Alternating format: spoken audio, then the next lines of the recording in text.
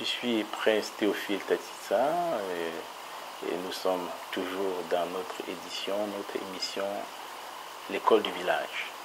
Je suis expert en gouvernance traditionnelle. J'ai été élève, n'est-ce pas, à l'école cantonale et à Campus V Académie. On peut dire tout ça, c'est quoi?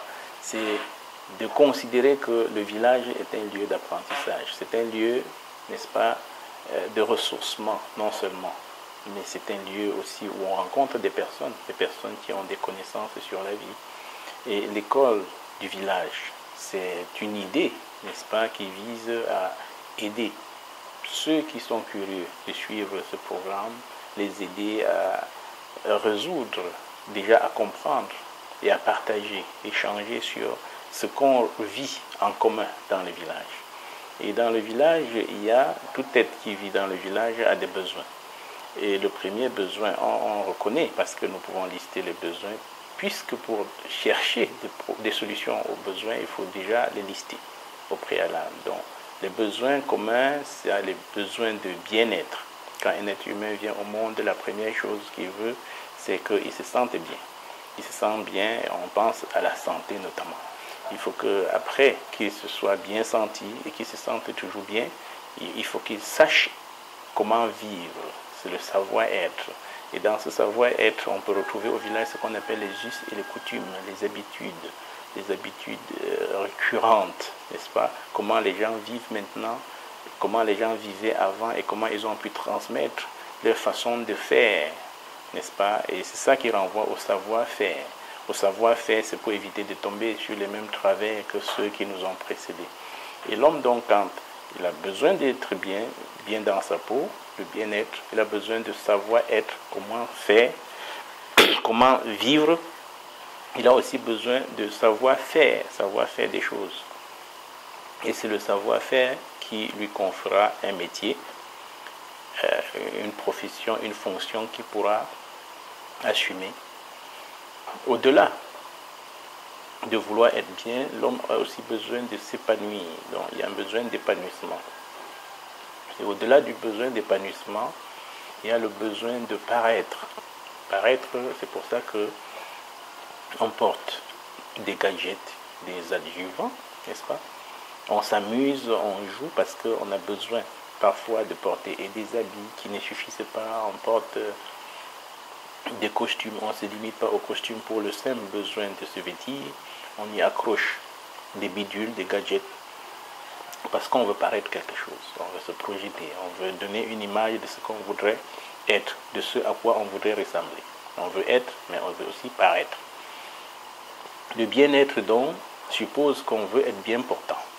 On veut être en santé, on veut être bien nourri non seulement s'alimenter, manger, mais boire aussi, respirer bien. On veut être couvert d'habits, être vêtu, mais aussi avoir un logis, un logement, une habitation. Donc, on veut être en santé, mais on veut être en bonne santé. On veut être en très bonne santé, voire même en parfaite santé.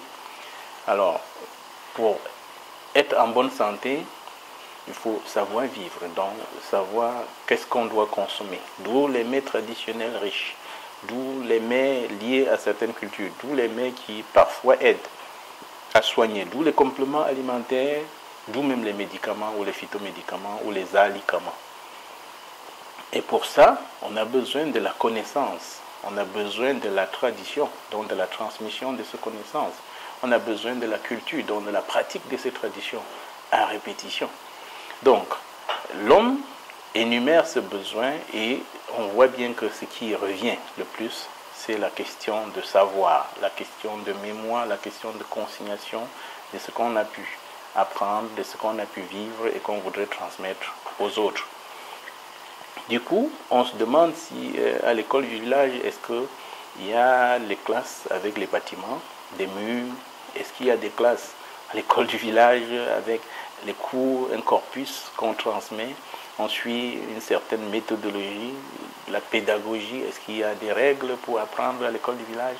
Eh bien, l'école du village, c'est tout simplement un lieu naturel de vie, au cours duquel les parents transmettent ce qu'ils ont aux enfants Et les curieux peuvent aller recenser ces connaissances et se permettre, se risquer à vouloir communiquer comme nous le faisons. Mais pour le faire, il faut aller auprès de certaines personnes qui sont détentrices, n'est-ce pas, d'un certain nombre de connaissances, qui l'ont accumulé soit par la force de l'âge, soit par la force de l'expérience ou par la force de la recherche et de la connaissance en ayant fait un métier ou une spécialité ou une passion.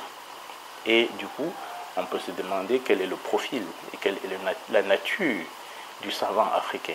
Du savant, celui-là qui peut se prêter au jeu, n'est-ce pas, de vouloir transmettre ce qu'il a appris à l'école. On sait qu'il y a des cursus avec des parchemins. Le parchemin voulant dire la pièce ou le papier qui montre que quelqu'un est passé par un cursus, par un niveau scolaire. Alors, à l'école du village, comment est-ce qu'on peut distinguer celui qui pourrait être considéré comme le savant traditionnel, le savant africain?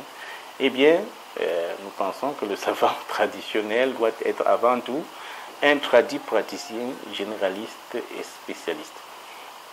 Par tradit praticien, ici, on entend une association de mots à la fois de tradition et de pratique. Donc, comme dans d'autres univers, on parle de fidèles. Ici, pour les traditions, on parle de celui qui non seulement fait recours aux traditions, mais qui les pratique. Pas seulement qui prononce, qui parle les traditions, mais qui les pratique. C'est à ce niveau que le savant africain doit être un tradit praticien. Donc, non seulement quelqu'un qui connaît les traditions, mais qui les pratique. Et qui les pratique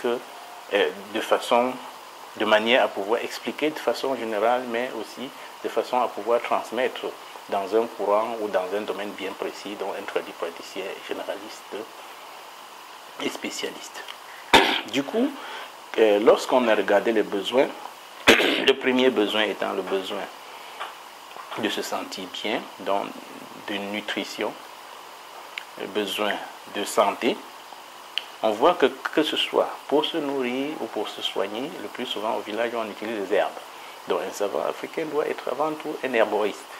Il doit être un botaniste, faire la botanique, comprendre que ce soit pas le botanique diplômé scientifique, mais le botanique qui a une sorte de connaissance des herbes, rien que pour les cultiver, et c'est le cas des mamans qui cultivent les herbes, elles ont une connaissance en herboristerie, en agriculture, comme on dit trivialement, en culture, n'est-ce pas, des plantes, des végétaux, des arbres, et que l'on appelle l'agriculture, en élevage aussi, parce que l'élevage, c'est pour avoir des aliments.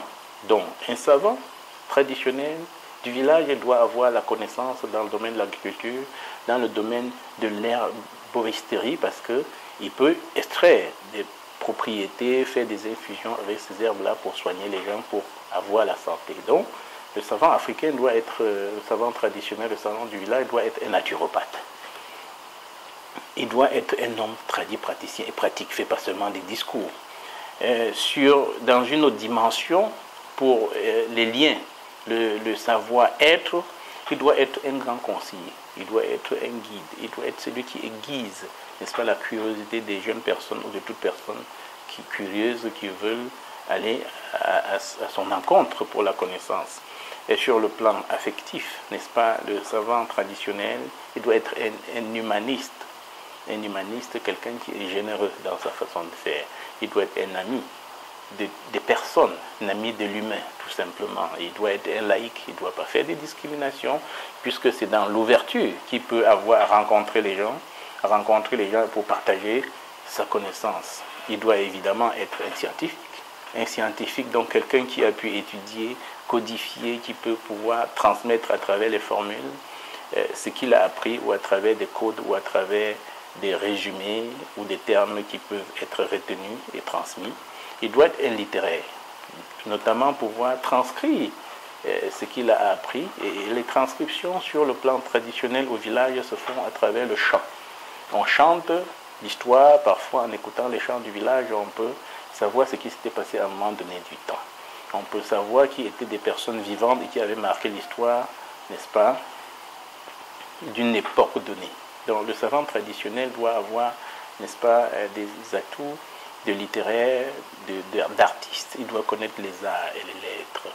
Il doit être un sage, quelqu'un qui, donc, ayant l'esprit du discernement, doit être capable de dire des choses aux gens, de dire des choses qui évitent, n'est-ce pas, qu'au-delà du savoir, on puisse tomber dans les travers. Au-delà de l'apparence, que le savant du village, il doit pouvoir être un recours, un des derniers recours, n'est-ce pas? Et sur le plan, pour égayer l'esprit spirituel, si on veut, il doit être à la fois un prêtre, mais avant, il doit être un poète, il doit pouvoir formuler des phrases, il doit être un passeur de messages divins, donc il doit être un poète, il doit être un prêtre, un pasteur aussi, et le savant du village. Il doit être un cuisinier habile qui sait préparer les mets, n'est-ce pas, culinaires et spiritueux. Il doit être un cordon bleu. S'il ne peut pas lui-même tout pratiquer, il doit quand même être détenteur de quelques éléments de recettes pour la composition des mets pour nourrir l'être, parce que le besoin vital.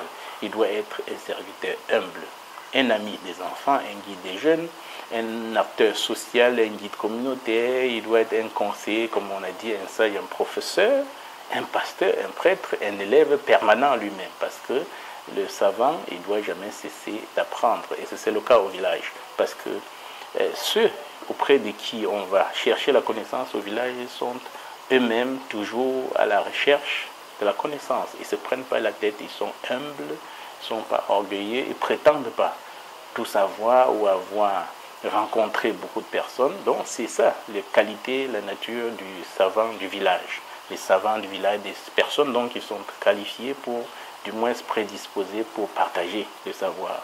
Et c'est un peu le profil de ceux que nous avons rencontrés nous-mêmes dans le cadre de notre propre périple à l'école cantonale.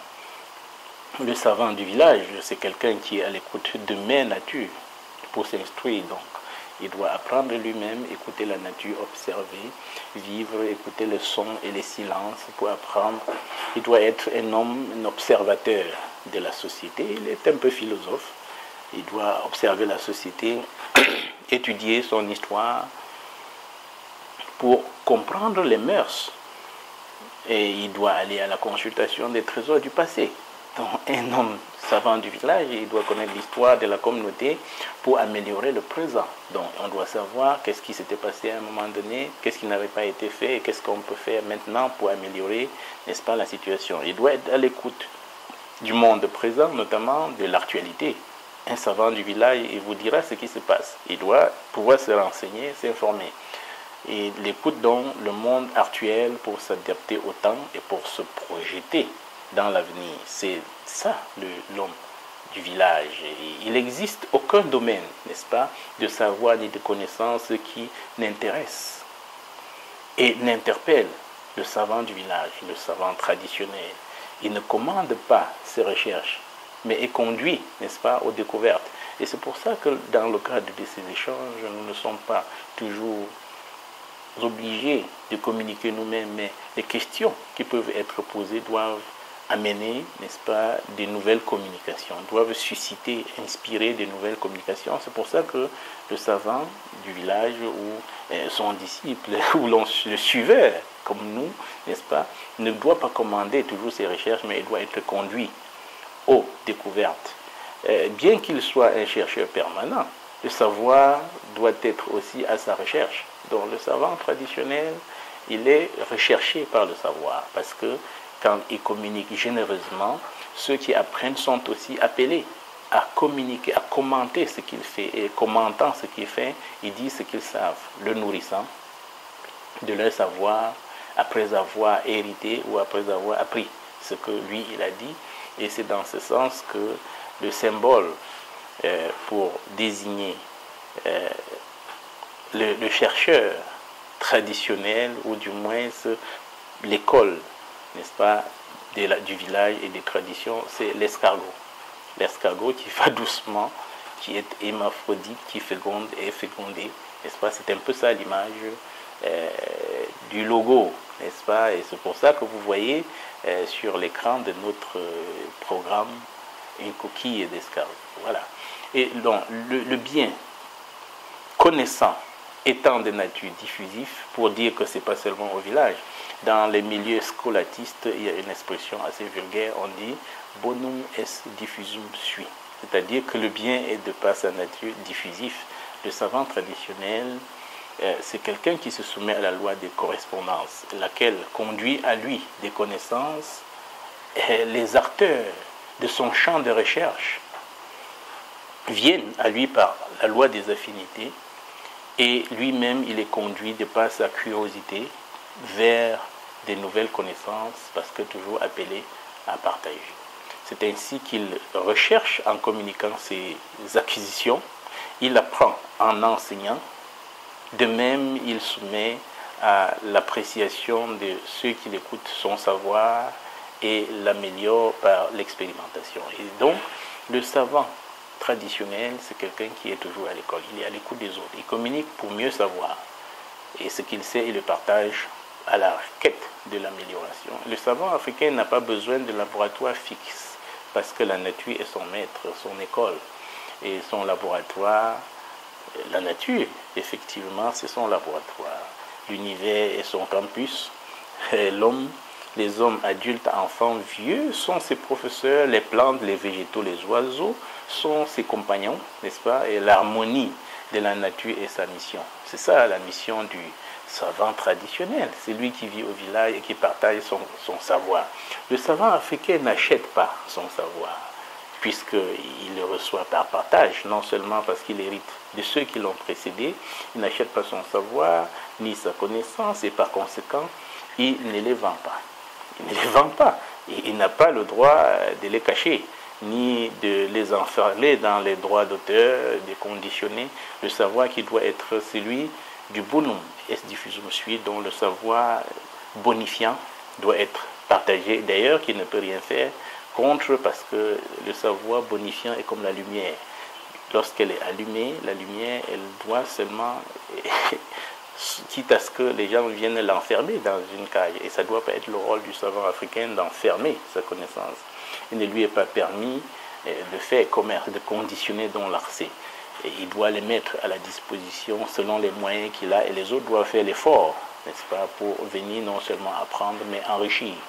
Et quitte à ce que ceux qui apprennent contribuent pour l'enrichissement, non seulement au plan même de l'idée, mais pour faciliter aussi la recherche. C'est ce genre de contrat entre le savant qui communique et donc toutes les personnes du village qui enferment leurs connaissances, qui cachent leur savoir au fond, n'est-ce pas, du commerce, avec les œuvres de l'esprit, sont des savants ratés. C'est ça le principe pour ce qui est de la définition même. Tout savoir et connaissance utile à l'épanouissement de l'être et à la préservation de la nature ne doit faire l'objet d'aucun commerce. Tout être humain, n'est-ce pas, doit laisser. C'est ça le principe pour les savants traditionnels. Libre accès à son savoir utile.